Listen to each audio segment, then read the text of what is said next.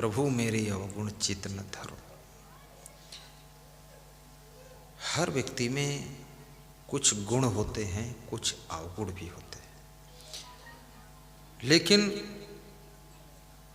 बिल्कुल अवगुण से मुक्त व्यक्ति का मिलना बहुत कठिन है। इसलिए थोड़ा सा समता भी ले लिया करो, गम खा लिया करो और अपने पति की बात को काटा मत करो।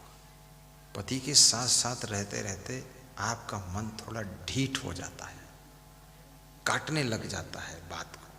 बात मत काटो, उससे पति का अपमान होता है।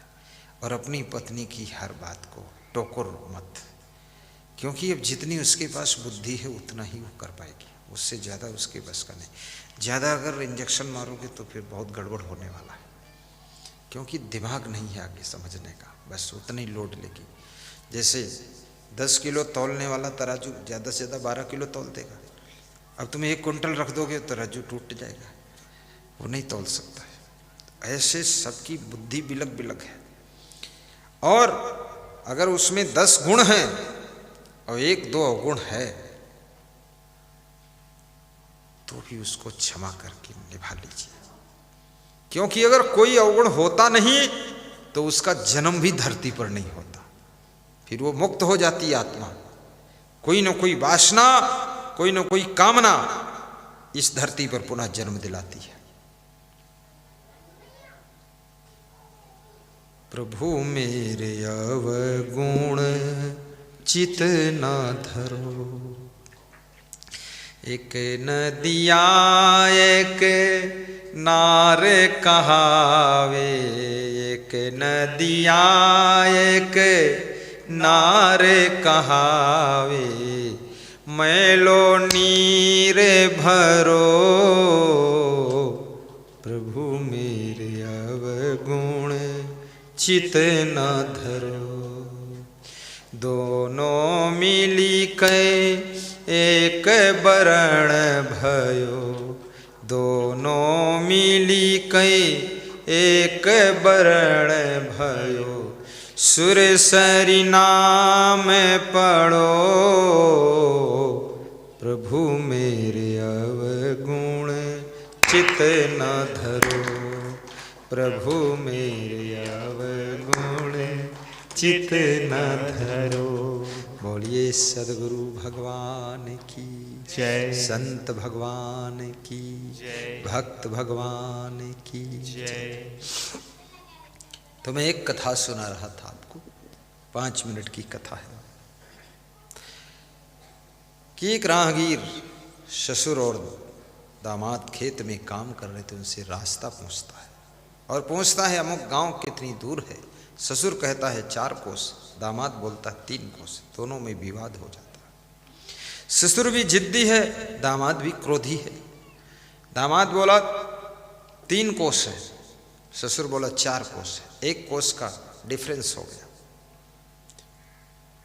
दामाद बोला 9 किलोमीटर है, 3 कोस हुआ, किलोमीटर गड़े हुए हैं। इस बात को सुनकर ससुर को जोश आ गया। उसने उठाया कुदाल और कहा तू बात काटता है, 1 कोस का डिफरेंस करता है, तेरे मारूंगा कुदाल। तो दामाद भाग पड़ा। याद रखना, दामाद बन जाना लेकिन बहुत रोब मत लगाना ससुर पर, नहीं तो तुमको मारेगा भी। दामाद को अपने सास ससुर का सम्मान करना चाहिए। ऐसे सम्मान और आदर तो सभी का करना चाहिए।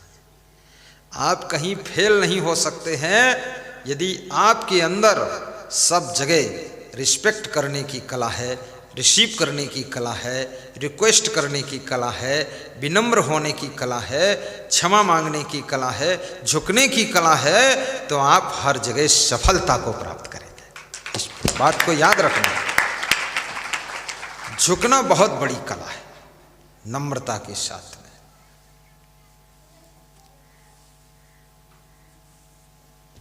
दूसरों को सम्मान देना ये बहुत बड़ा गुण है। हनुमान जी क्या करते थे? सब ही माने प्रद आप अमानी सब ही माने प्रद। सबको मान सम्मान देते थे और स्वयं निर्माण रहते थे। इच्छा नहीं रखते थे कि मेरा कोई मान सम्मान करे, पर दूसरों को मान सम्मान दे देते थे। हनुमान जी को कोई अभिमान भी नहीं था। तो जब ससुर दामाद को कुदाल लेकर दौड़ाता है, दामाद भागता है, उसी समय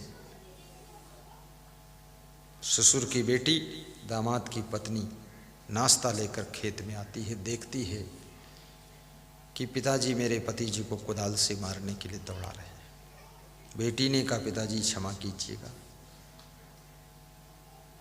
अगर मेरे पति को आप मार देंगे तो मैं विधवा हो जाऊंगी। तो क्रोध में था वो, बोला दूसरा पति ढूंढ दूंगा, तू टेंशन क्यों लेती है। बोले दूसरा पति के कोई खिलौना है, हर रोज पति थोड़े बदला जाता है, ये भारतीय संस्कृति का नियम है, यहाँ ऐसा नहीं होता है।